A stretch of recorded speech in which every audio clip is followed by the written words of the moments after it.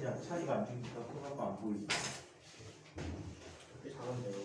어? 작은데요. 키는 작은데 안 예쁘다. 크잖아. 왜요? 방학들 알차게 보내셨습니까? 방학인지 모르겠어요 솔직히. 처음 나가는데. 너무 끝까지 안 나오면 맞아.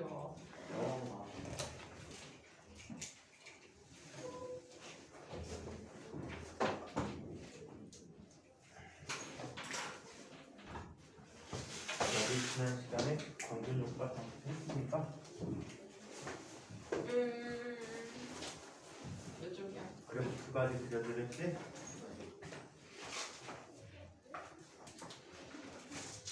자, 이제 마지막 얘기를 들어가도록 하자. 저번에 얘기를 해놨어요. 뭔 얘기를 해놨냐면 뭐냐 통합된 과정을 하겠다. 아 맞다. 통합된 과정을 한게 진법 가는데 돈이 그리고 물리 전체적으로 이해하는 게 훨씬 더 나을 것 같아요. 원이라는 거 우리 다뤄봐서 아시겠지만 굉장히 단편적으로 나와 있고 안 나온 얘기가 많아서 다른 얘기를 선생님이 갖다 끌어다 쓴 게 너무 많지.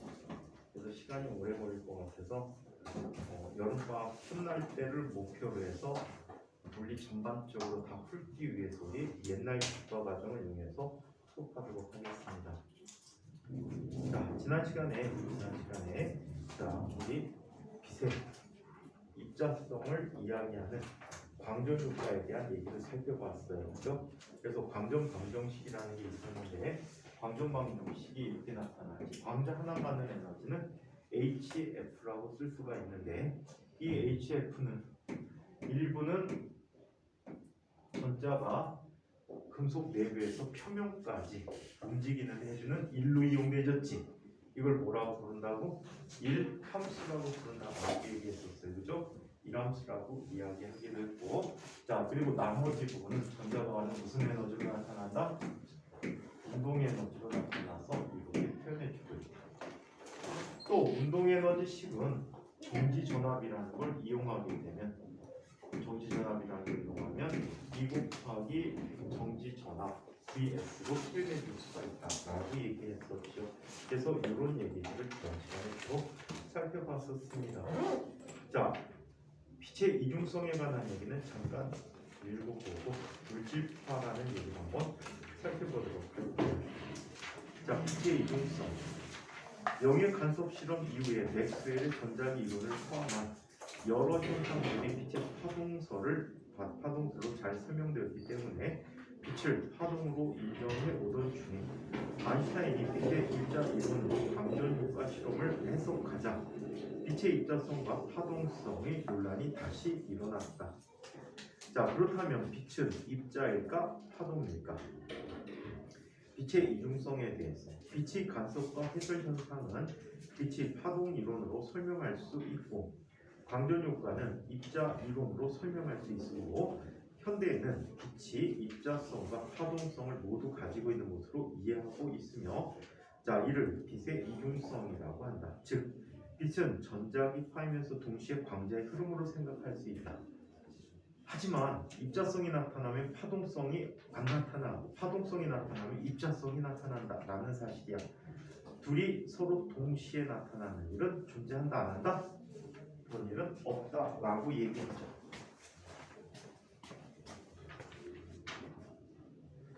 단기 기억 상실이야. 내가 시작 버튼을 눌렀는지 안 눌렀는지 기억이 안 나. 그러면 빛의 이중성의 예를 한번 살펴보자. 사진 필름에 맺히는 상에 대해서 한번 보도록 하죠. 사진건판에 상이 생기는 과정을 살펴보면 빛의 양이 많을수록 상이 또렷해진다. 이거는 이렇게 생각할 수 있었어. 파동성으로 생각한다. 파동성으로 생각한다면 물론 이 보편적으로 다 설명 가능해. 간섭을 이용해서 나타난다라고 하는데 얘네들은 입자성으로 생각하면 이렇게 얘기해야 돼. 빛의 세기가 세다는 거 이것은 광자의 수가 많다는 거지. 빛의 세기가 약하면 광자의 수가 약하기 때문에 물체에 부딪혀서 반사되는 양이 적지. 그래서 맨 처음 그림처럼 캄캄하게 나타나게 돼. 하지만 자 빛에 대해서 광자의 수가 늘어나는 거야. 빛의 세기가 세지면 점점점 모양이 뚜렷해져서 부엉이 모습이 또렷해지겠지. 가나 나는 설마 라의 모양이 나올까? 라고 할 정도로 애매하지. 그죠? 빛의 양이 너무 작아서 그래. 광자 수가 적다는 거죠.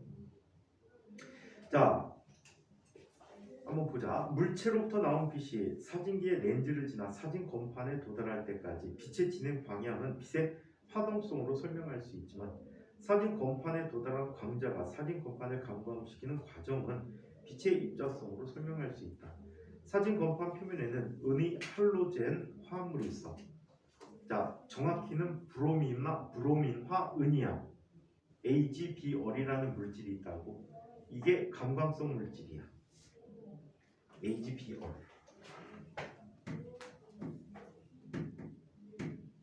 브로민화 은이라는 물질이야. 얘가 빛에 의해서 감광이 되지면 얘가 결합이 끊어져 버리게 돼. 자, 그래서 이런 일이 있다. 아무튼 자, 은의 할로젠 화합물이 발라져 있는데 사진 건판에 광자가 도달하면 화합물의 입자에 흡수된 광자는 자신의 에너지를 입자에 전달하여 입자를 활성화시키면서 광화학적 과정이 일어나며 감광이 되어졌대.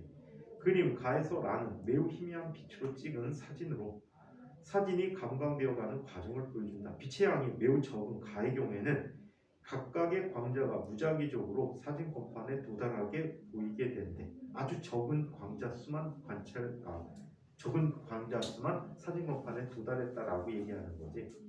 자, 그러나 라와 같이 노출 시간이 점점 길어나 더 많은 수의 광자가 도달할수록 차츰 파동의 성질이 뚜렷해져 나타나는 사진 건판의 상이 점점 뚜렷하게 형성되는 걸 볼 수 있다라고 얘기해요.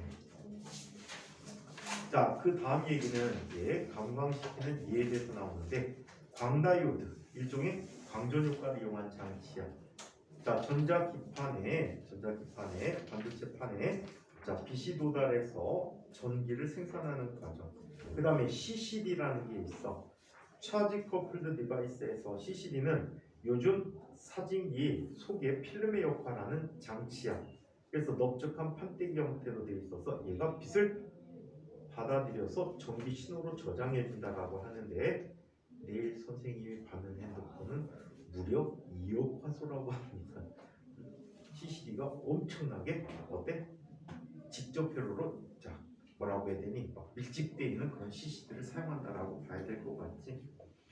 자, 그래서 CCD라는 게 있고, 자, 그 다음에 CCD의 활용 분야들이 설명되는데 이거 그냥 한번 읽어보고 넘어가세요. 과거에서는 이 부분 자세히 다루지 않습니다. 자, 이번에는 빛이 입자성을 갖고 있다면, 자, 입자가 파동성을 갖고 있다라는 것을 확인해 보도록 하죠. 입자의 파동성의 확인에 대한 얘기 한번 살펴보자. 물질의 이동성.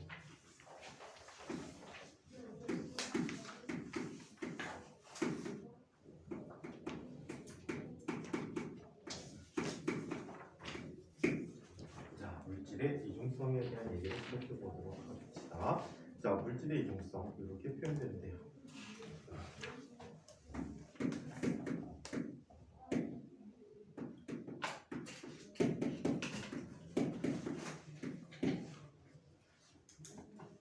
자, 아인슈타인의 광량자설이 발표된 이후에 자, 파동과 입자의 이중성을 갖는다는 것을 빛이 이런 성질을 갖는다는 것을 알게 됐다. 자, 그렇다면 전자와 같은 물질 입자는 입자성만 갖고 있을까? 이 부분에 대해서 드브로이라는 사람은 의문을 제기한 거야. 의문을 제기해서 자, 이런 개념을 내놓게 됐어.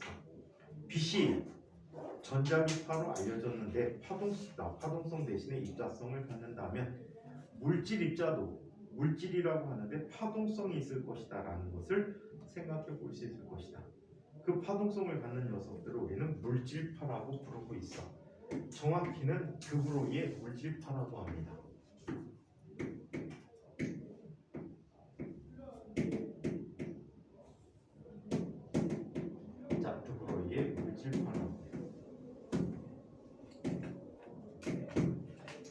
루이스 디 드브로이라고 하는데 이름이 더 길어. 프랑스의 귀족이야.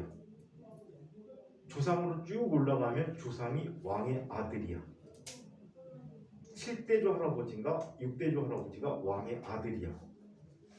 왕의 아들이면 옛날에 공작에 자기가 주어졌거든. 공작. 얼마 전에 왕이 된 찰스 2세라는 영국의 임금이 있지.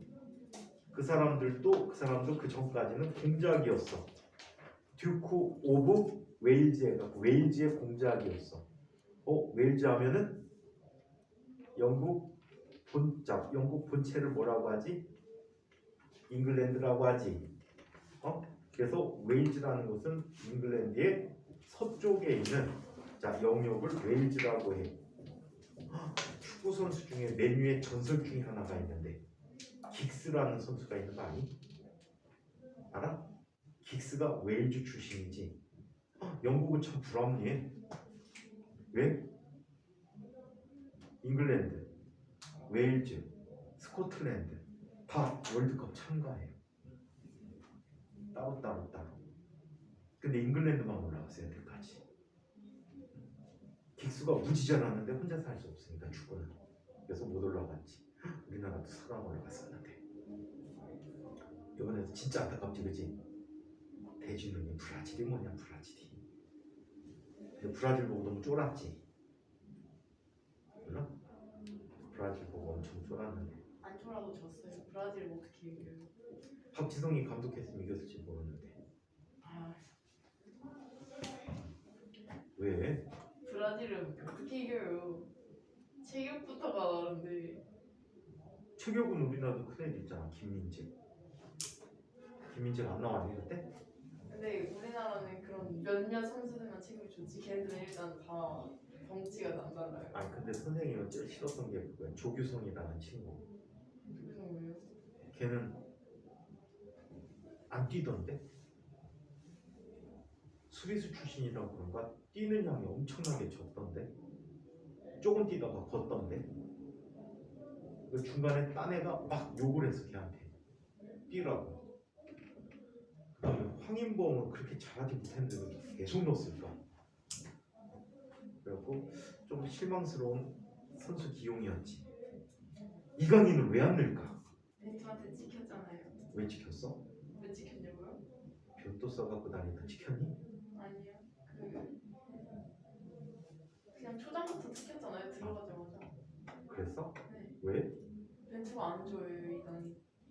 이강인도 벤또 안 좋아하는 것 같은데? 네, 둘 다 별로 안 좋아해요. 그래서 안 넣어줘. 그걸 개인적인 감정 갖고 하면 어떡해? 원래 그래요, 벤투가. 그래? 어이없는 놈이구나. 히딩크가 좋았는데 히동구 할아버지가 좋았는데.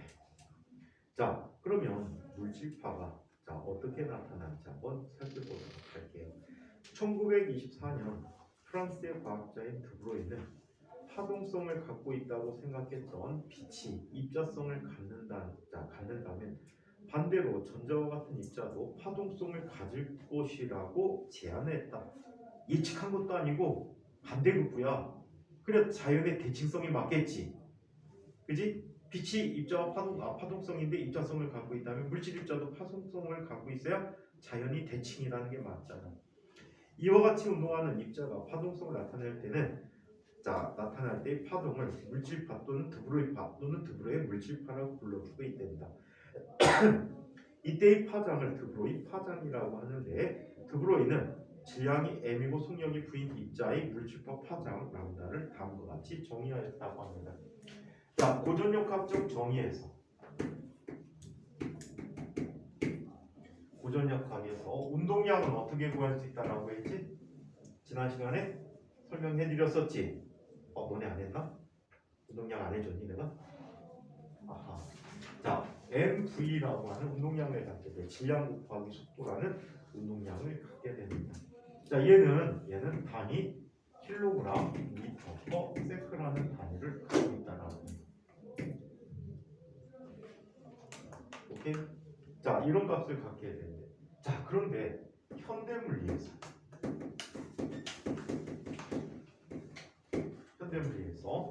빛에 대한 운동량이 정의됐어요. 비시간 운동량은 뭐라고 정의할 수 있대요? 얘는 람다분의 h라고 정의했어요. 오케이? 람다분의 h라고 정의하게 돼요. 이 정의는 다음과 같은 식으로 나오게 됩니다. 상대성 이론에서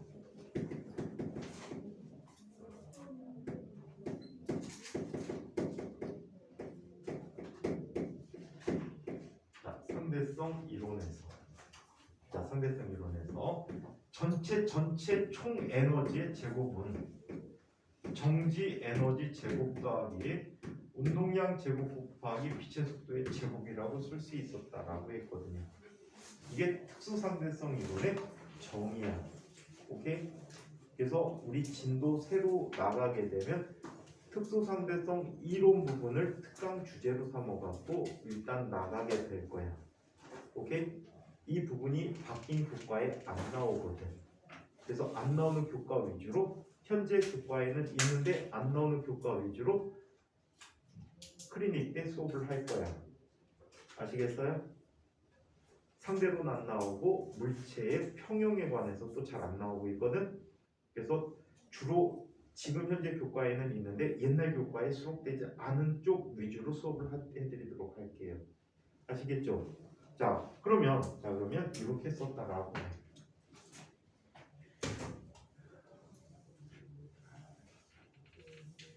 너네는 과거 들어갈 때 퍼펙트 해갖고 들어가자. 지금 들어간 애들 요번에 속상해갖고 나중에 오는 친구들이 많으니까 처음부터 끝까지 수업한 친구들이 몇 명 없더라고. 걔네들도 들락달락 해갖고 없어. 그래갖고 실력들이 형편없어. 근데 옛날에 선생님 같은 애들이 과거 가서 엄청 잘했거든. 잘할 수밖에 없는 게 중학교 때부터 키워갖고 보내란 말이야. 그래서 입학 전에 대학일까지 다 끝내갖고 들어갔거든. 근데 잘할 수밖에 없는데 이상하게 안 좋아 요즘. 장군 오고 나서 교과 과정이 그래서 그런가 별로 못해. 그래서 좀 타이트하게 1학기 때 좀 나가자. 타이트하게 좀 열심히 좀 나가자. 최대한 많이 끝내고 들어가자. 많이 끝내고 겨울방학 때 빠르게 또 한 번 다시 돌고 들어가서 또 한 번 또 하고. 너무 많이 하는 거 아니에요? 그래야 도사되지. 덕후가 되고 싶지 않니? 물리하면은 예를 들어 뭐 인천과학부, 진상과학부, 뭐 이현이가 덕후야. 선생님들이 학교 선생님들이 인정할 정도. 여기 와갖고 덕후가 딱 한 명밖에 없는 것 같아. 그 녀석은 입학하고 올해 이제 진상과학부 2학년 마치고 조기 졸업을 했구나. 조기 졸업하고 카이스트 간 친구가 있는데 그 녀석은 처음 시험부터 끝 시험까지 다 1등을 했어. 괜찮지? 그 정도 되면 이제 덕후지. 그 정도 돼갖고 들어가는 게 좋을 것 같아. 진곽 덕후 찬이. 내가 생각해. 진과과요? 이거는 안 되잖아. 그치? 이거 안 갈 거잖아. 모르겠어요. 쓰게 되면 진곽 쓸 거잖아. 아니, 그렇게 않게 쓰겠죠. 영재학교 안 쓰고? 왜 쓸 사람 있어요, 여기? 아무도 없잖아요. 너 용지학과? 근데 그렇게 생기긴 했어. 자, 또 말 안 하네. 자, 이렇게 돼. 근데 BC 경우에는 광자는 정지의 에너지가 0이야. 광자는 정지 에너지가 0이야. 너는 혹시 요즘 영재고 수학 그거 문제 풀고 있니? 수학이요? 희주쌤 해요. 하고 하는 거. 해요. 자, 그러면 좀 있으면 아마 4월달 이때쯤은 과학도 할 건데 근데 그거 특강에서 해가지고 이제 안 할걸요? 아마 수업 살려놓고 할 것 같지? 에 진짜요? 너 문제 못 풀잖아 원래. 한 시간에 뭐 많이 풀어야 5문제 풀텐데 맞아요. 7문제씩 풀고 그것만 많이 해도 풀면 무지 빨리 푸는 건데. 자, 얘가 0이래. 그럼 계산을 얘 하나도 안 해요. 날라가지. 계산을 하나도 안 하거든요. 그러니까 식만 세워놓고 계산은 선생님이 따로 해놓고 넣어놓고 이런 식으로 해가지고 엄청 빨리 나. 안 그러면 진도를 몇 개 못 푸니까. 애들 선배들 해보니까 과학도 한 어떤 문제 같은 경우에는 한 문제 풀었더니 한 40분 가는 뭐 이런 것들이 있어요. 근데 그런 문제들은 버릴 거야. 왜? 몇몇 과학부에서만 이용되지도 있고 전체적으로 다 이용되지 않을 수도 있는데 굳이 그런 것까지 할 필요는 없을 것 같아서 그런 거는 날려버릴 거야. 이건 하지 마. 그걸 언제 해요? 근데 클리닉? 그럼 아마 주말에 특강 만들 거야. 그러면 주말에 수학 가는 애들은 어떻게 해요? 수업 어디가? 얘네 수학 1시부터 7시까지 정규예요. 계약하고? 네. 왜? 정규. 모르겠어요. 만들었대요. 근데 전 안 나가요. 정규 수업이래요 그게. 정규라고 불러놓고 절반 이상은 자습식에서 짜증나서 그냥 안 나와요. 너는 왜? 브릿지 하는 거야? 아니 알파벳 둘 다. 너는? 저는 그냥 안 나와요. 안 하기도 했어요. 정규라고 불러놓고 자습시키니까 짜증나잖아요. 자습돼? 잘 안 맞아서 자습이다. 자습하면 좋잖아. 잠잘 수 있고. 자 그러면 이 전체 에너지는 어떻게 쓸 수 있어요? E라는 녀석은 P 곱하기 C라고 쓸 수 있겠죠. 그렇죠? 제곱이 지워지니까. 그럼 P는 얼마가 되지? P는 C분의 2야. 근데 우리 광전효과에서 배웠단 말이야. 광자 에너지는 얼마였지? 광자 에너지 얼마야? HF잖아. 네. 빛의 속도는 어떻게 쓸 수 있었지? 람다 곱하기 F였잖아. 그쵸? 따라서 얘 람다분의 H. 운동량 람다분의 H가 운동량이라고 합니다. 오케이? 얘가 운동량이라고 해. 자, 그렇다면 선대물리에서는 운동량이 람다분의 H다. 이건 특히 광자예요. 그럼 광자도 이렇다면 물질 입자도 이 운동량을 가져야 된다라고 생각한 거야. 누가? 드브로이가. 이 사람이 어디서 주장했냐면 자기 박사학위 논문에서 주장했어요. 대단한 사람이지. 지도교수하고 상의없이 그냥 논문을 썼나 봐요.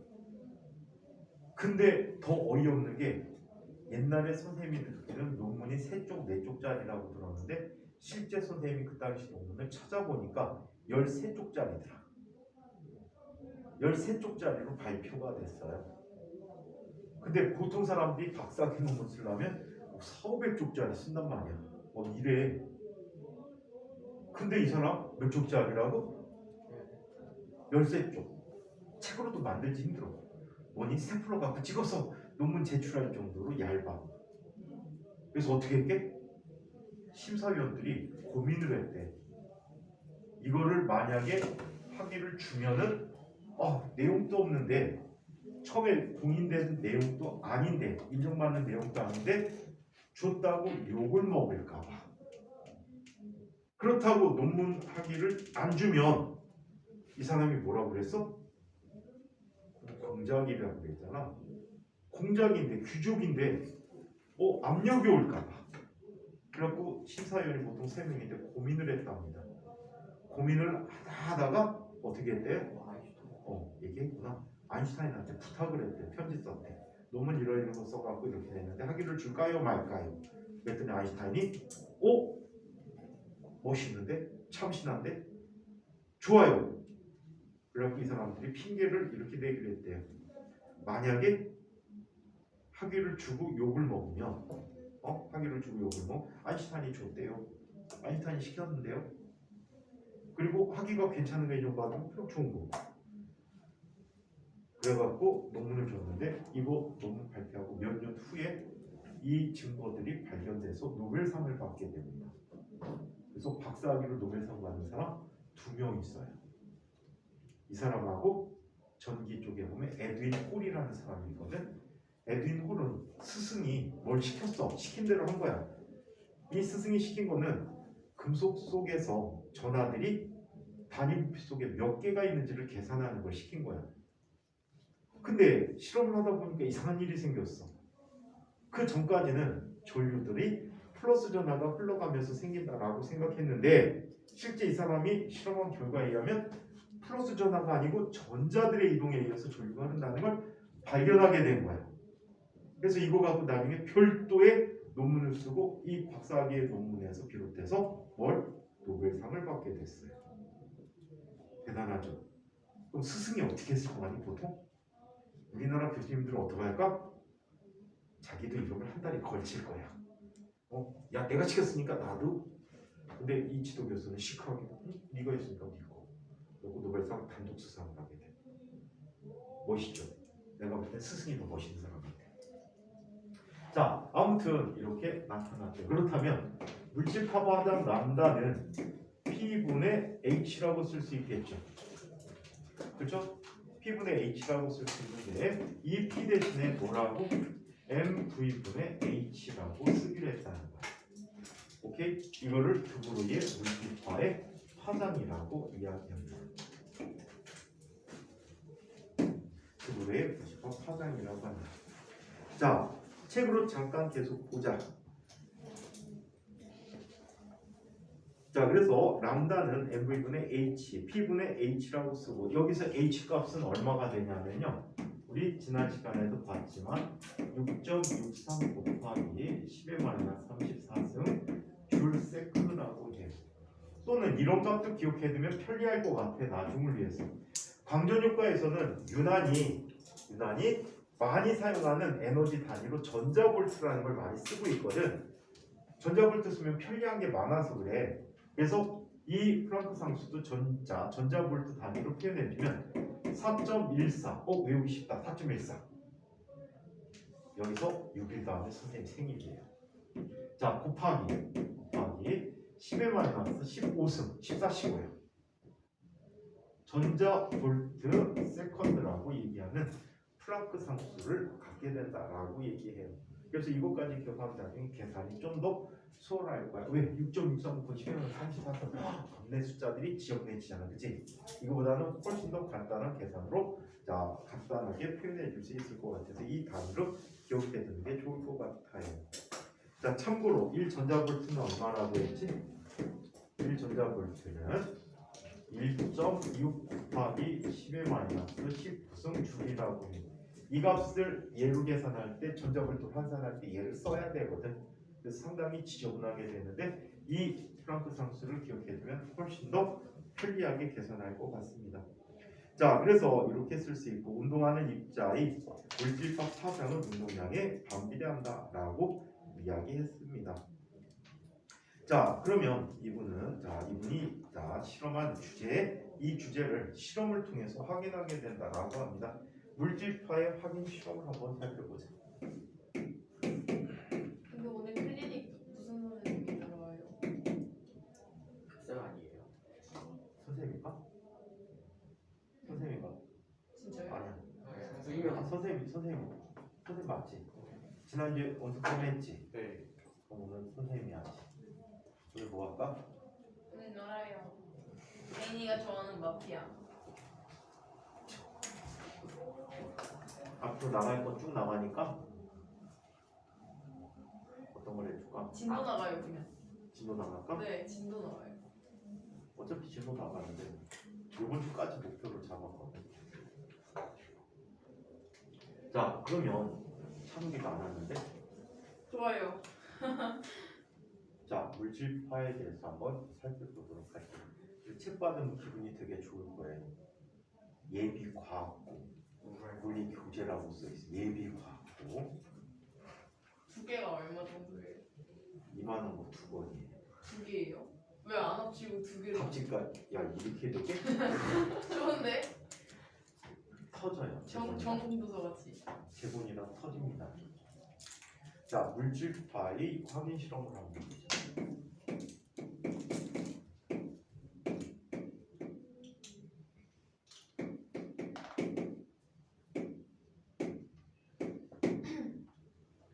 바퀴 책들은 그 책 중간중간에 있는 예제 문제들을 다 잘 풀어봐야 돼. 그 예제 문제들하고 연습 문제에서 소수령으로 되어 있는 문제들이 있거든. 이런 거 위주로 많이 풀어봐야 돼. 그 문제들이 과학고 내신에서 엄청나게 많이 활용돼. 아시겠어요? 과학고 내신 문제가 엄청나게 많이 활용되니까 많이 쓰시기 바랍니다. 많이 풀어보셔야 돼.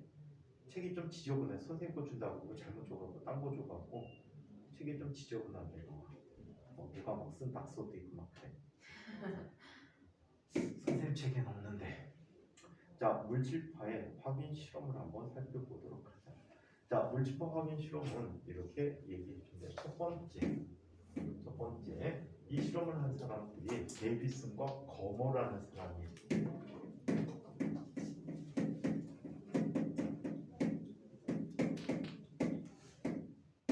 자, 데이비슨과 거머에 대해서 이야기해 보도록 하겠습니다.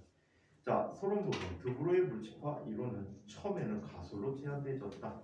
그래서 13쪽짜리 논문이 다 가설이야. 이렇게 돼야만 한다야. 자, 그러나 데이비슨과 거머, 그 다음에 별도로 톰슨이라는 사람이, 이 톰슨은 이름 많이 들어보지 않았니? 톰슨 어디서 들어봤지? 흔한 이름이네요. 아이씨, 아는 애. 톰슨 원래 이름 되게 유명한 분이야. 검은은 아침에 들었는데 톰슨은 모르겠어. 거머? 거머를 어떻게 알았지 너? 지구과학 할 때 들은 것 같은데. 거기 써있지 않았나 오늘? 지구학에 거머가 나와? 아닐걸? 진짜예요. 빅뱅이로 나올 때? 네. 거머가 아닌데 그 사람? 진짜요? 빅뱅 이론이 아씨 누구지? 근데 그렇게 써져 있던데. 거머 아니고 빅뱅 이론.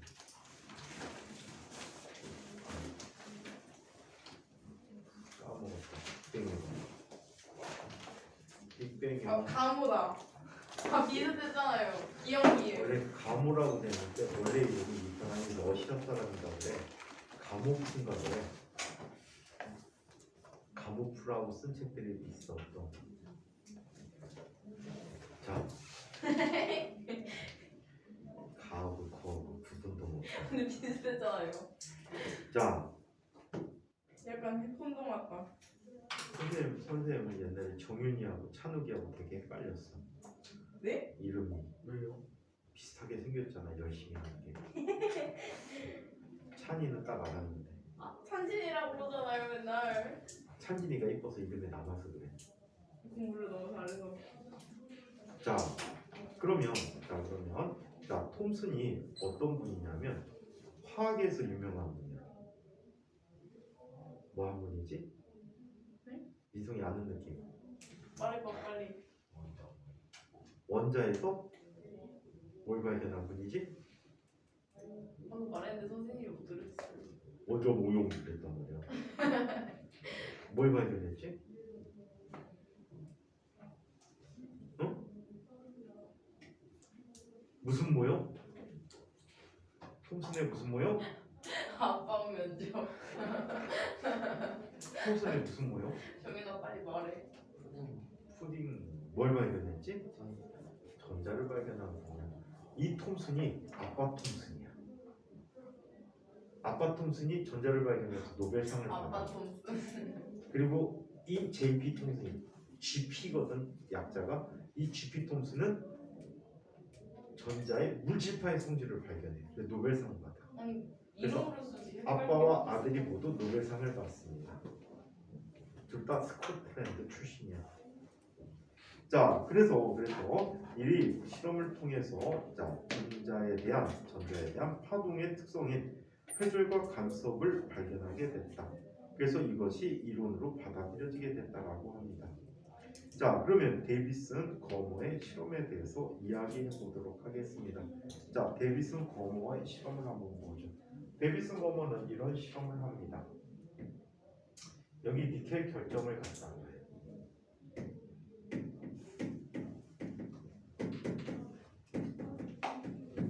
니켈 결정을 갖다 놓고요. 자, 이쪽에 전자총을 갖다 놓고요. 전자선을 쭉 조여줘요. 자, 그러면 이 녀석의 니켈 결정의 격자들에 의해서, 원자들에 의해서 얘가 회절이 돼. 반사에 의한 회절이 돼. 회절은 크게 두 가지야. 좁은 구멍이 있을 때 그 구멍을 통해서 퍼져나가는 회절과. 자, 그 다음에 반사에 의해서 또 역시 회절이 일어나고 있거든. 반사에서 회절이 일어나. 자, 위에 층에 있는 반사된 녀석과 아래 층에 있는 녀석이 반사된 녀석이 합쳐져서 회절무늬를 갖게 된대. 이때 얘가 진행하는 방향이 자 가장 많은 전자들이 검출되어질 수가 있거든. 전자선이다 보니까 전자 검출한단 말이야. 이 전자들이 검출되는데 이 각이 약 얼마? 50도 정도의 값에서 가장 많은 값들을 검출해 줄 수 있다라고 해. 이 검출되는 양을 보면 이런 식으로 그림이 그려지게 돼요. 그래서 이쪽의 세기가 가장 세더라. 오케이? 자, 전자선이 뭘 했다는 거야? 회절했다라는 거지. 얘가 바로 전자선이야. 전자선은 전자의 묶음의 다발이 되는 거지. 전자 흐름이 되는 거지. 그래서 이런 회절을 일으켰다는 실험을 통해서 관찰할 수 있었다라고 합니다. 자, 1927년 미국의 과학자인 데이비슨과 거먼은 물리학자야. 자, 전자선을 니켈 결정에 입사시켰을 때 회절 현상이 나타나는 것을 확인하였다. 이 실험에서 구한 전자가 나타내는 파동의 파장이 드브로이가 제안한 물질파의 파장의 계산 결과와 일치하는 것을 확인하여 전자의 파동성을 증명하였다. 자, 실험 방법. 자, 그림 가에서 자, 이런 실험 장치를 만들어 놨는데 필라멘트, 이게 전자총이야. 필라멘트에 전압을 가하면 전자가 빠져나오거든. 이 다발들이 나오게 되면서 니켈 결정과 반 사이에서 회절이 일어나는 특성을 갖게 하는 거죠. 자, 이때 실험 장치에서 54V의 전압을 이용해서 가속시켜준 전자선이 니켈 결정의 표면에 쏘이면서 니켈 결정에서 산현된 전자수를 검출기로 측정하였다. 실험 결과 나에서 표시된 점은 전자선이 입사하는 방향과 이루는 각도에 따라 튀어나온 전자수를 나타낸 것이다. 튀어나오는 전자수는 원점에서 그 지점까지의 거리에 비례하여 나타냈으므로 54V의 전압으로 가속됐을 때 입사하는 방향과 50도의 각을 이루는 방향으로 튀어나온 전자의 수가 가장 많은 것을 알 수 있게 되었다. 자, 이러한 결과는 니켈 결정의 규칙적인 원자 배열에 의해 전자의 물질파가 회절하여 특정한 각도에서 보강 간섭하는 걸로 생각할 수 있었다. 이 실험에서 보강 간섭하는 파장을 구하게 되면 람다는 1.65 곱하기 10의 10승미터이며 이 값은 54V로 가속된 전자의 물질파 파장을 계산한 결과인 1.67 곱하기 10의 마이너스 19승미터와 거의 일정하게 유지됐다라고 하는데 어떤 실험 과정이 있었는지 그 니켈 결정을 이용한 실험의 예를 한번 살펴보도록 하겠습니다. 자, 이 예는 자, 이렇게 표현해 주도록 할게요. 자, 이쪽에 자, 니켈 결정에 대한 얘기를 한번 살펴보자. 혹시 화학 시간에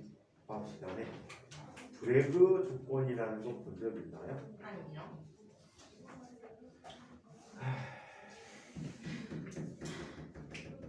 자, 니켈의 결정의 가장 윗면에 자, 니켈 원자핵들이 이렇게 배열이 되어 있대. 규칙적으로. 오케이? 자, 그 다음 층이 또 있겠지. 그래 안 그래요? 그 다음 층이 있어. 자, 이 층에다가 전자선을 우리가 쪼여주는 거야. 자, 전자선을 쪼여주는데 얘를 중심으로 자, 비스듬하게 입사한 녀석이 있었어. 자, 이때 얘와 이루는 값을 세타라고 할게. 자, 그러면 얘는 똑같은 각도로 이렇게 반사돼서 산란돼서 나가게 됩니다. 자, 그 다음에 자, 밑에 층으로 오는 전자선이 있었어. 얘도 똑같이 세타의 각도로 들어오겠지? 그래서 여기에서 반사돼서 나가는 회절무늬를 볼 수가 있어. 자, 이때 윗경로로 오는 전자선과 아래 경로로 나오는 전자선은 경로의 차이를 갖지. 자, 얘를 똑같이 왔다면, 파동성을 갖고 왔다면 여기에 파면을 형성하겠지, 그지? 이때 격자 사이에 거리를 D라고 한다면 여기가 세타면 얘가 세타가 되잖아. 그치? 맞아요? 그렇다면 얘 위로 오는 빛과 아래로 오는 빛의 경로의 차이는 얼마큼이 나타나지? 요만큼이 경로차가 될 거예요. 이 값이 얼마가 됩니까? D 곱하기 사인 세타라는 값이 되겠지. 또 이쪽으로 나가는 빛에 대해서도 이쪽으로 나가는 전자선에 대해서 똑같아. 이렇게 수직하게 봤더니 이변의 크기가 똑같이 얼마가 돼버리니? D 사인 세타라는 값이 돼버렸다라고. 오케이? D 사인 세타라고. 이때 전체 공로차 델타라는 녀석은 2D 사인 세타라고 하고, 자, 이 방향에서 가장 많은 양이 검출됐다면 전자선에 의해서 어때? 보강되는 모습이 나타나겠지. 보강되는 모습이 나타나서 이 값이 m 람다가 되는 조건에서 얘네들은 어때? 보강이 되어지는 모습, 밝은 무늬를 갖게 된다는 거지. 오케이? 이해해?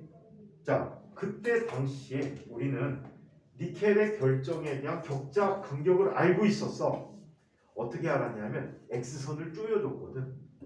X선을 쪼여줘서 X선에 의한 회절 무늬를 관찰했었어 이미. 그래서 이 D값을 알고 있었어. 오케이? 이 세타도 실험적으로 측정을 했어. 이해해? 그리고 X선의 파장을 알고 있었거든. 그래서 몇 번째 무늬가 나타나는지를 알고 있었단 말이야. 이거를 똑같이 우리가 조절해주는 조절 가능한 전자선을, 파장을 조절 가능한 전자선을 쪼여줬을 때 똑같은 형태의 회전무늬를 갖게 했다라고 해. 이해해? 그래서 전자선도 파동의 성질을 갖고 있다라고 주장을 하게 됐던 거야. 이해해요? 자, 이 조건이 원래 X선을 이용했을 때는 브렉 조건이라고 하거든. 브렉 조건 또는 브렉 법칙이라고 하는데 X선에서도 역시 똑같은 방식으로 나타내줬다라고 합니다. 자, 그렇다면 54V라는 전압으로 가해졌을 때 전자의 파장을 어떻게 계산하는지 한번 살펴보도록 할게요. 자, 전자선의 파장의 계산 또는 전자의 물질파의 파장을 계산해 보도록 하죠.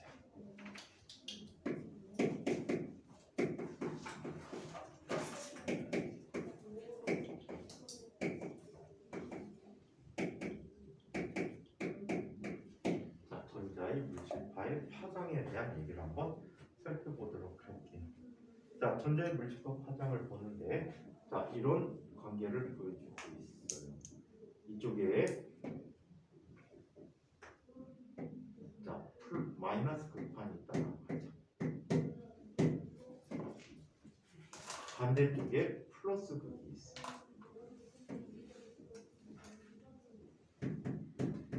자, 가운데 구멍을 뚫어볼게.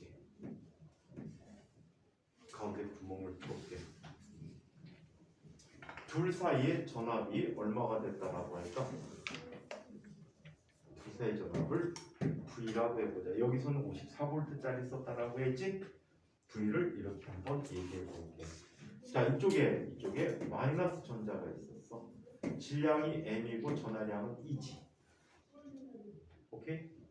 자, 얘는 지금 이쪽 방향으로 힘을 받아서 여기까지 이동해 돼. 자, 여기에서 전기력에 의한 일이 있어.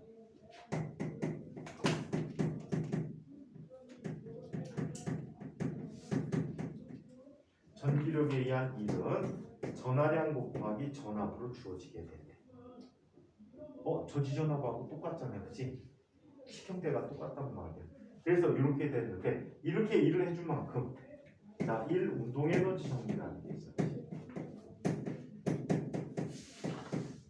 자, 1 운동에너지 정리는 물체에게 일을 해주게 되면 물체는 뭐가 변해? 운동에너지가 변한다는 얘기야. 처음에 정지 상태에서 출발했다고 한다면 얘는 다음과 같이 나타날 수 있겠지. 전기력에 의한 일 EV를 해주게 되면 정지 상태에서 이때를 빠져나올 때 이 전자의 속력을 V라고 한다면 얘는 다음과 같은 값을 갖게 되지. 2분의 1 mv 제곱이라고 쓸 수 있게 됩니다. 이렇게 2분의 1 mv 제곱이라고 쓸 수 있다라고. 자 그렇다면 얘네들은 다음과 같이 얘기해 줄 수 있는 이 식을 바꿔 쓰면 2m분의 mv의 제곱이지. 즉 얘는 2m분의 운동량의 제곱이라고 쓸 수가 있거든. p의 제곱이라고 쓸 수 있어. 따라서 p 제곱이라고 하는 녀석은 어떻게 2m 2v라고 쓸 수 있으므로 운동량은 루트 2m 2v라는 값을 갖게 됐다라고 해요. 자 그러면 전자의 물질파 파장 람다라는 값은요 이렇게 나타납니다. P분의 H라고 썼지. P분의 H. 그래서 얘는 이렇게 씁니다. 루트 2 곱하기 전자 질량은 9.1 곱하기 10의 마이너스 31승 킬로그램이야. 자 그리고 전자의 전하량은 곱하기 1.6 곱하기 10의 마이너스 19승 쿨롬이야. 곱하기 몇 볼트? 54볼트를 가해줬을 때, 이 플랑크 상수는 6.63 곱하기 10의 마이너스 34승 줄 세크라고 얘기할 때, 과학의 힘을 빌어서 현대문명의 힘을 빌어서 한번 계산을 해주도록 할게요.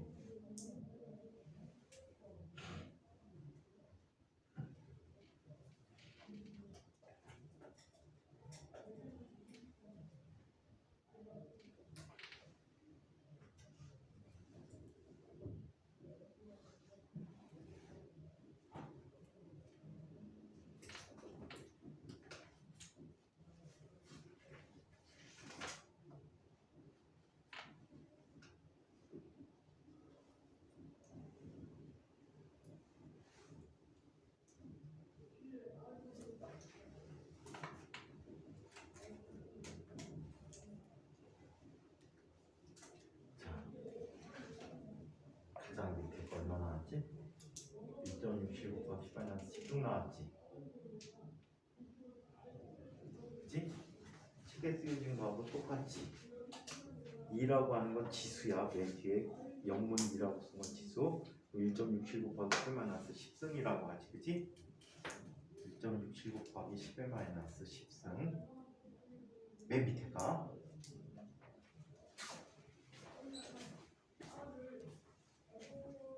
현대문명이 정확하지. 1.67 곱하기 2 마이너스 10이라고 써있지. 2라는 게 10의 마이너스 10승이라는 뜻이야. 그래서 이렇게 계산이 되어졌다고 해요. 오케이? 이게 바로 누구 정도의 파장이야? X선 정도의 파장이야. 실제 X선으로 사용했을 때와 동일한 결과를 얻어낼 수가 있다라고 얘기해. 자 그리고 실험으로 예측한 값과 계산을 통해서 예측한 값이 서로 어때? 같더라라는 걸 확인할 수 있게 됐죠. 그래서 전자는 하동성을 띠고 있다라는 걸 확인할 수 있습니다. 자 한편 톰슨의 전자선 회절 실험이 있어요. 자 톰슨의 전자선 회절 실험을 보자. 데이비슨 건모 실험에 의해서 전자가 파동성을 가지고 있다는 것이 알려졌던 해에 영국이 아니고 정확히는 스코틀랜드의 과학자인 물리학자인 톰슨은 알루미늄 방막에 X선을 쪼였을 때와 그리고 물질파를 쪼였을 때, 얘네들은 같은 물질파 파장을 우리가 조절해 줄 수 있었지. 그래서 이렇게 쪼였을 때 나타나는 회절 무늬가 똑같다라는 걸 확인하게 된 거야. 그게 아래 그림이야. 아래 그림인데 살펴보니까 X선 회절 무늬와 전자선의 회절 무늬가 서로 어떻게 나타나니? 동일하게 나타나지. 이걸 겹쳐보면 파장을 똑같게 조절해 줄 때 동일한 모양으로 나타난다라고 얘기합니다. 그래서 X선 회절에 관한 실험이 있다라는 것 확인해 드렸고요. 이번에는 물질파라는 곳에 물질이 파동성을 갖는지 또는 입자의 성질을 갖는지를 판단하는 기준에 대해서 한번 이야기해 보도록 할게요. 물질파의 확인.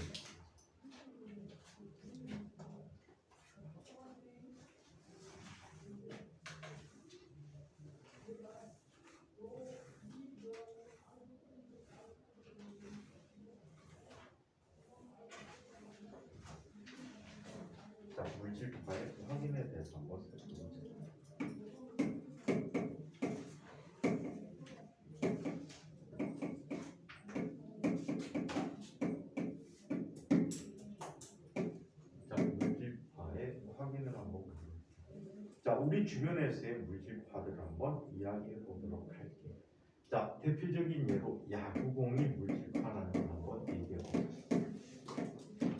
자, 야구공의 질량을 얼마라고 가정할까? 이 책에서는 야구공 질량 얼마라고 했니?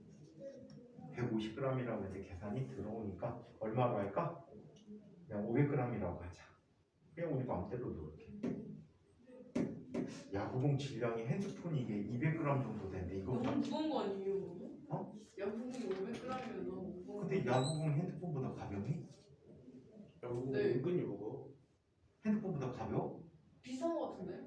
진짜야? 제 핸드폰이 뭐 이게 거의 200g 정도 되거든? 갤럭시 게? 제가 쓴 전에 핸드폰이 엄청 너 무거워요. 벽돌 들고 다녔어? 네? 벽돌폰? 아니 무슨 소리예요? 얘네를 오키토키 같이 생긴 거? 아니에요. 오히려 그런 게 가벼워요. 존나 무거워요. 5분 통화하면 팔 떨어져요. 선생님 매형이 그 전화부터 갖고 있었잖아. 워키토키 011 워키토키부터 갖고 있었어. 그게 뭔데요? 핸드폰이 이렇게 돼 있어.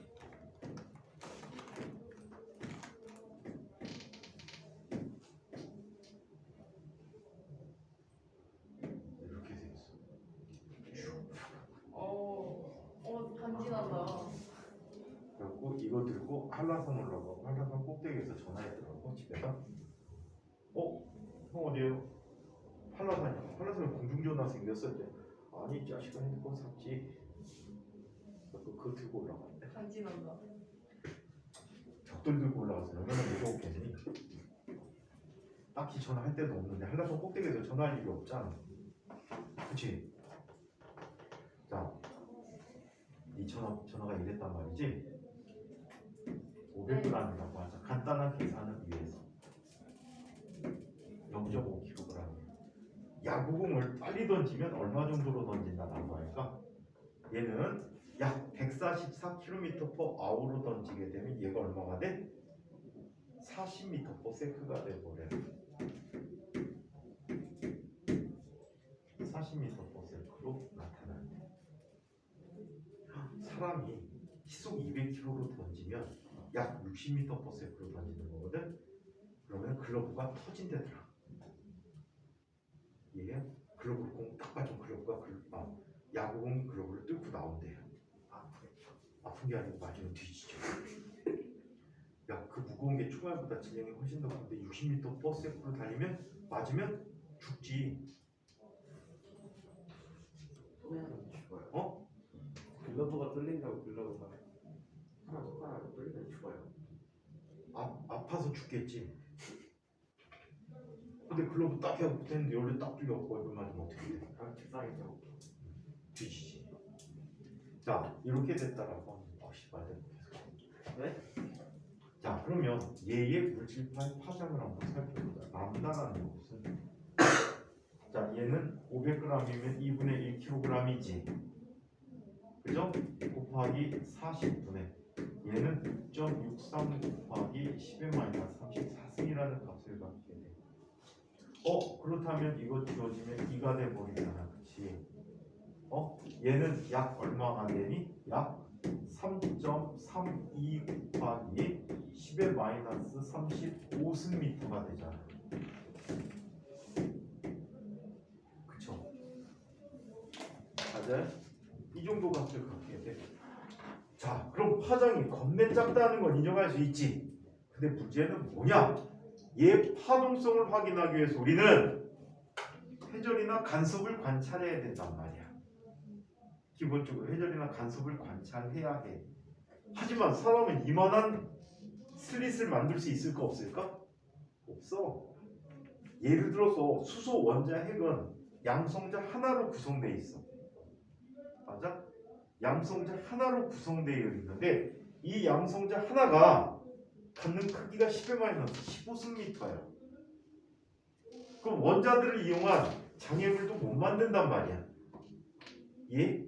그럼 간단하게 얘에 대한 파동성을 포기해버리는 거야. 파동성을 관찰할 수 없다. 그래서 야구공은 뭘 갖게 돼? 입자성을 갖게 돼. 자, 자, 입자들이 파동성을 갖게 되는 데는 적정한 질량도 필요하고 적정한 빠르기도 필요하단 말이야. 이해? 적정한 빠르기도 필요한데 그런 면에서 전자는 이 야구공은 어때? 불합격이란 얘기지. 오케이? 얘도 겁내게 빠르게 간다면 혹시 모르겠는데, 아니면 질량이 엄청나게 작다면 엄청나게 작은데 속도가 엄청나게 느리다면 모르겠는데, 지금 이 상태로는 확인할 수가 없다라고 합니다. 이해해요? 자, 그러면 전자의 경우에는 어떨까? 지금 사람이 만든 것 중에 가장 큰 입자의 물질과 파장 확인한 게 아이오딘 분자 정도래. 아이오딘의 분자 정도의 물질파의 파장을 실험적으로 확인한 바는 있다고 합니다. 자, 그러면 물질파의 전자에 관한 정보를 한번 살펴볼게요. 전자의 질량은 9.1 곱하기 10의 31승 kg이 되어 있어는 전자 질량은 얼마라고 할까? 9 곱하기 10의 31승 kg이라고 하자. 빠른 계산을 위해서. 자, 전자의 속력은 얼마의 빠르기로 간다라고 할까? 상당히 빨라서 10의 5승만 잡을까? 10의 5승m/s? 10의 5승이면 1초에 얼마를 간다는 얘기야? 10만 미터를 간다는 얘기지. 1초에 10만 미터. 전자는 보통 그 정도 빨라요. 10의 5승m/s라고 하면 실험을 위해서는 더 빠르게 줄 수도 있어. 근데 너무 빠르면 얘는 상대성 이론이 적용이 되지고 전자에 대해서 물집합 확인을 하기가 힘들다고 해. 이 물집합 확인하는 것은 비교적 느린 속도의 환경에서 일어나게 되는 거야. 오케이? 자, 그러면 파장을 한번 이야기해 보죠. 람다라는 녀석은 MV잖아. 자, 9 곱하기 10의 -31승 곱하기 10의 5승분의 6.63 곱하기 10의 -34 제곱이 됐대. 그렇다면 얘 지워지면 얼마가 되니? 마이너스 세제곱이 되겠지. 오케이? 얘 계산하면 얘는 얼마가 되지?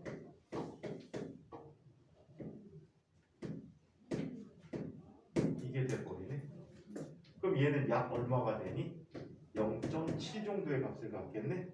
0.7 곱하기 10의 마이너스 얼마? 8승미터가 되겠지. 자, 그러면 얘는 얼마? 7 곱하기 10의 마이너스 8승이 될 거예요. 이 정도면은 약 X선 정도의 파장 구승이지. 자, 이 정도면 약 X선 정도의 파장이 될 거야.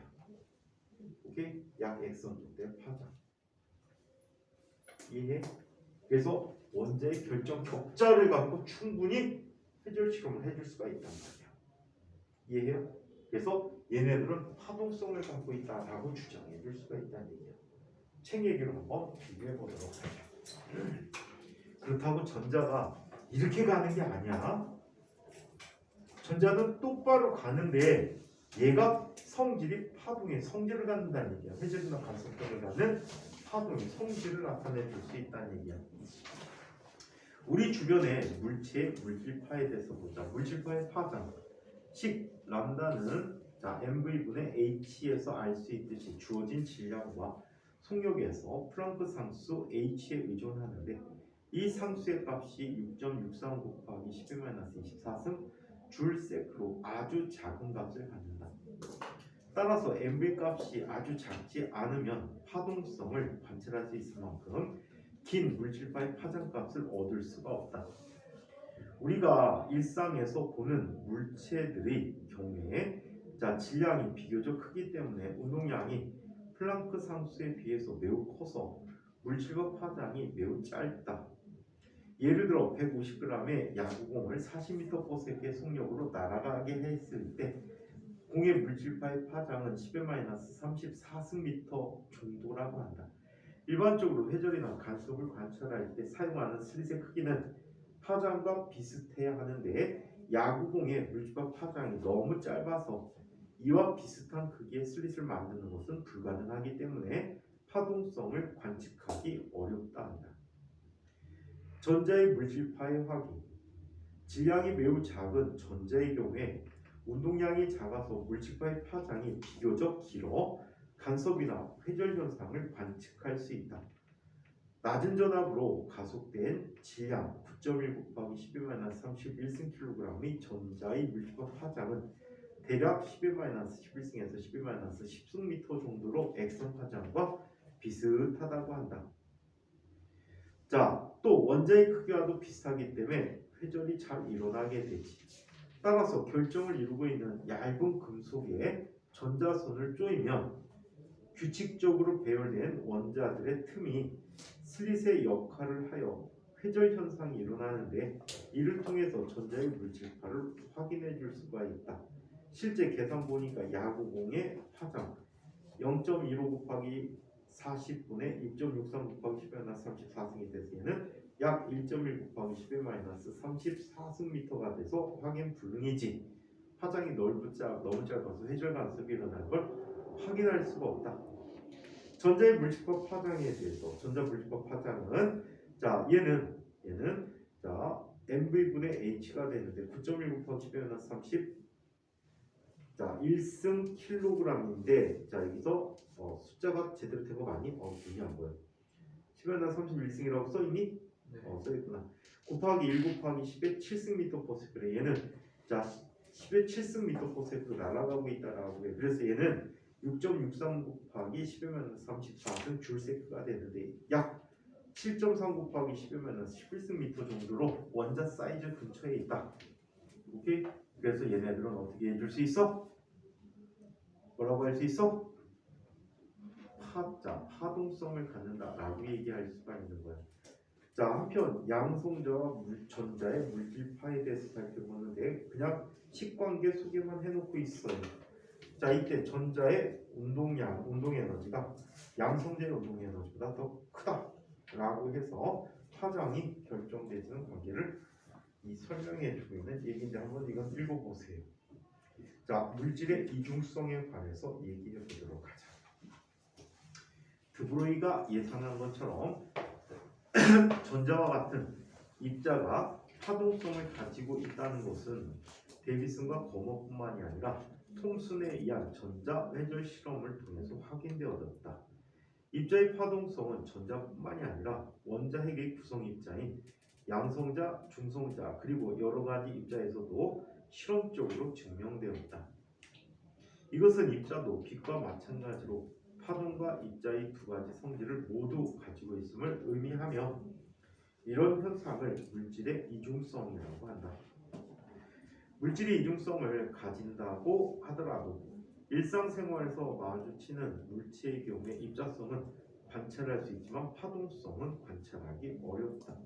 반면에 미시세계의 입자의 경우에는 입자성과 함께 파동성도 관찰할 수 있다.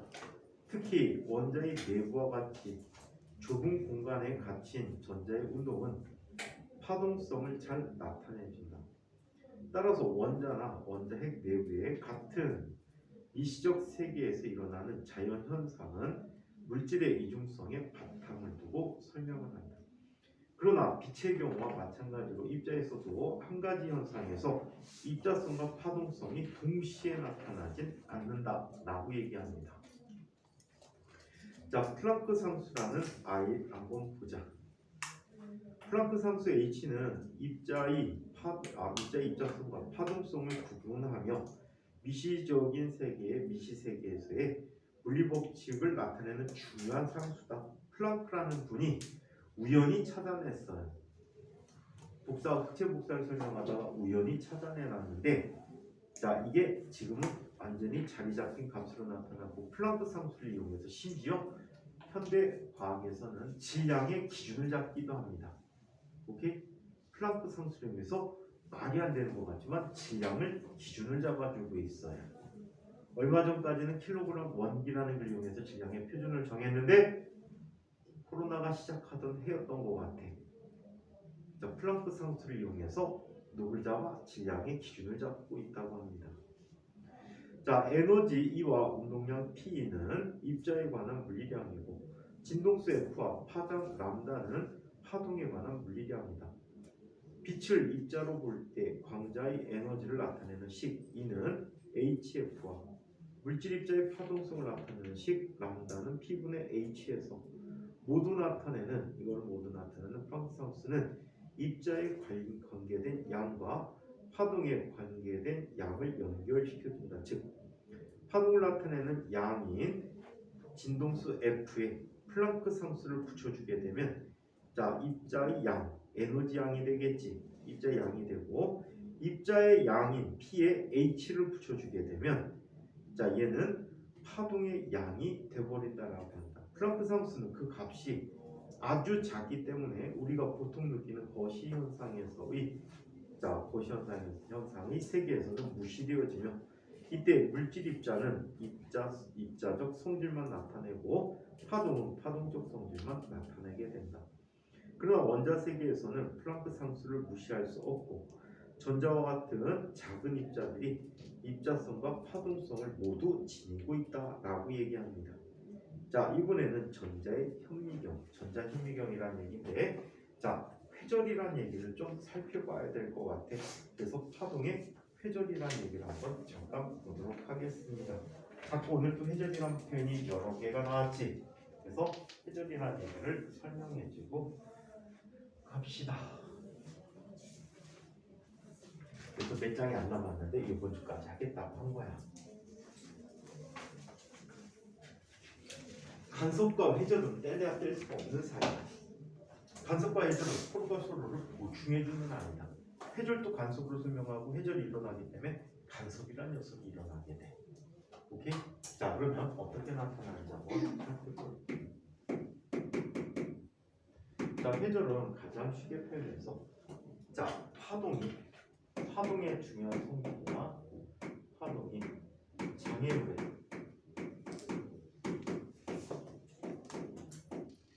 뒷부분까지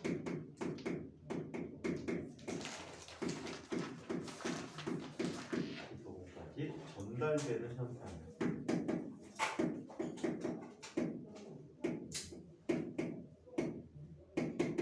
자 이런 현상을 회절이라고 불러주고 있다라고. 그럼 회절이 어떤 식으로 일어나는지 물결파를 이용해서 회절 실험을 한번 살펴보도록 해요.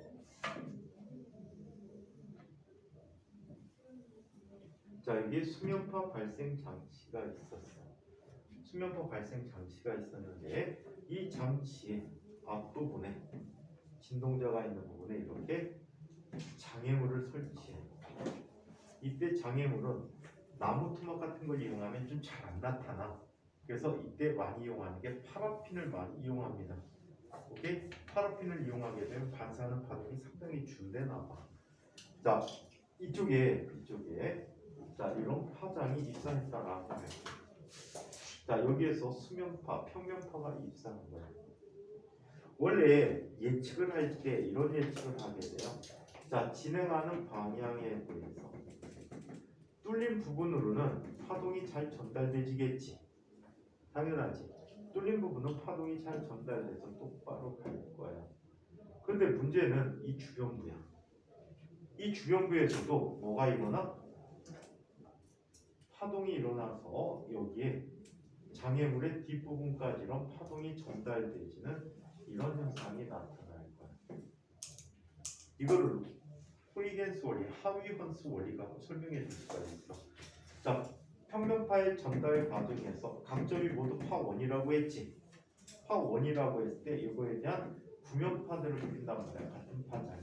그래서 중첩이 되는 위치에 그려줬는데 그게 장애물의 뒷부분까지 가는 거지. 또 요 녀석들이 새로운 파원이 되니까 어떻게? 이런 식으로 그리다 보니까 얘네들이 어때? 쭉 퍼져나가는 이런 모습을 갖게 되는 거야. 이해해? 그래서 이렇게 번지는 게 회전이라고. 보통은 파동을 설명할 때는 장애물의 뒷부분까지 잘 전달되는 걸 얘기하는데 빛도 역시 파동의 성질이 있지. 이런 파트에서는 그지. 파동의 성질을 갖기 때문에 얘는 빛의 경우에 어떻게? 뭐라고 설명해 줄까? 장애물의 뒷부분까지 잘 전달되는 게 빛이 번진다라고 해. 빛이 심하게 번지면 회절이 잘 된 거야. 또렷하면 회절이 잘 안 된 거야. 아시겠어요? 번지면 회절이 잘 된 거야. 자, 이게 회절이라고 하는데 비교를 한번 해보도록 할게요. 장애물의 크기를 겁내 작게 만들어 보자.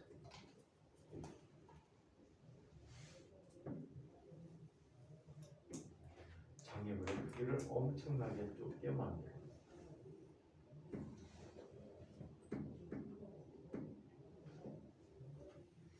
자, 엄청나게 좁게 만들면 얘는 어떨까? 이곳까지 지나간 파동이 있었을 텐데 장애물에 좁으면 얘는 마치 뭐처럼 행동할까? 전파원처럼 행동을 하게 돼.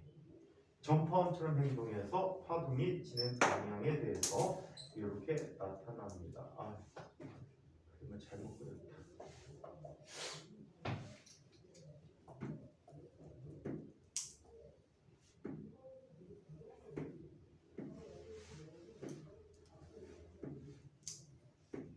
자, 전파원처럼 행동해서 어떻게 나타납니까? 이런 식으로 나타나게 돼. 앞선 경우보다 회전이 많이 일어나니 조금 일어나니? 회전이 더 많이 일어나는 거지. 오케이? 그래서 이런 사실을 알 수가 있었어요. 자, 장애물의 크기가 작을수록 장애물의 크기가 작을수록 회전이 잘 일어난다.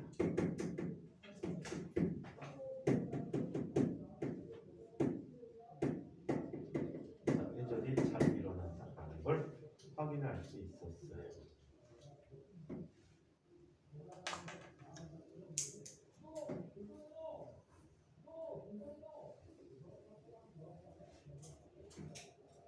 자, 이쪽에 이번에는 자, 똑같은 처음과 똑같은 장애물을 갖다 놨어요.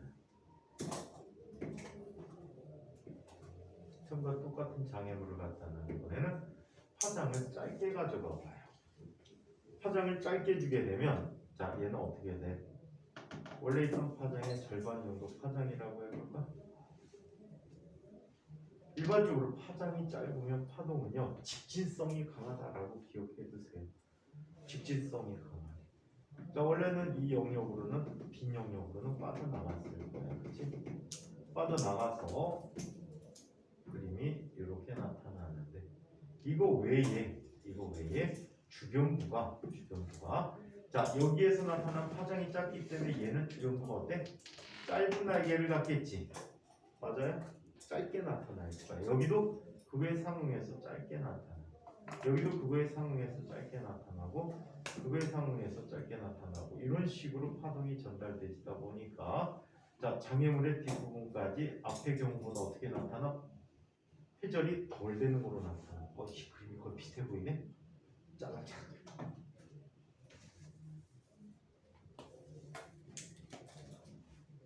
자, 이런 식으로 회전이 덜 일어나는 모습이 일어나게 된다라고. 자, 그래서 얘는 이렇게 표현합니다. 자, 얘는 파장이 짧을수록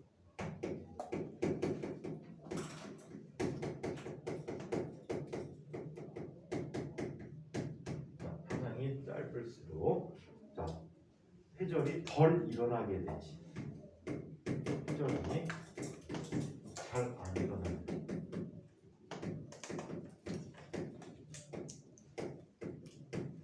회전이 잘 되지 않는다라고 얘기합니다.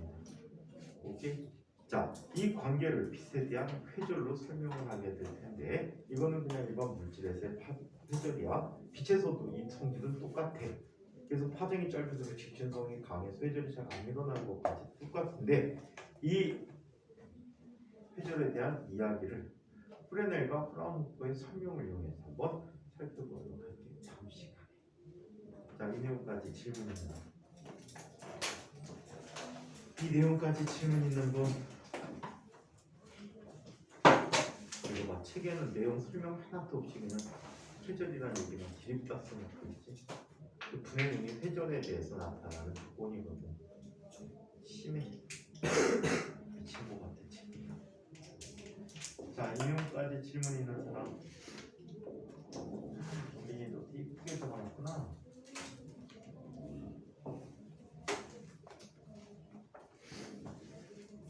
찬이는 막 적었구나. 자, 이 내용까지 질문.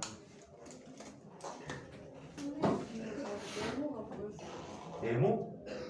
수면파 발생 장치. 수면파 발생 장치. 어? 장애물의 크기가 작을수록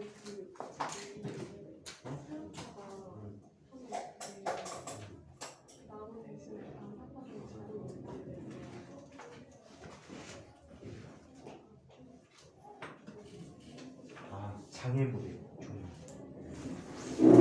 그래서 파라핀 같은 거. 파라핀이 뭔지 알아? 양초. 양초 재료.